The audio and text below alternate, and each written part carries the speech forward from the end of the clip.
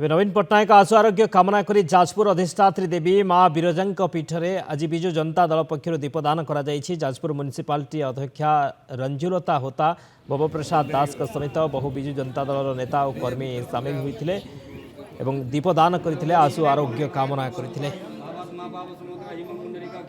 आमे माँ पाखे एतिकी प्रणति कलु जे आमर प्रिय नेता नवीन बाबूंकर अस्त्रोपचार भल होइकी आसंतु आउ थे ओडिशा को प्रगतिर रथ जो बंद हो जाइए से प्रगतिर रथ को आउ थे गड़े नियंतु ओडिशार सबु काम से जमी लोक मान काम करुले से जो चिंताधारा नवीन बाबूंकर अच्छी सेटा आउ थे लोक पुणी आशा करुँच नवीन बाबू शीघ्र भल होइकी आसंतु। पाठांकल आम पूर्वतन मुख्यमंत्री श्री नवीन पट्टनायक वर्तमान आम सभापति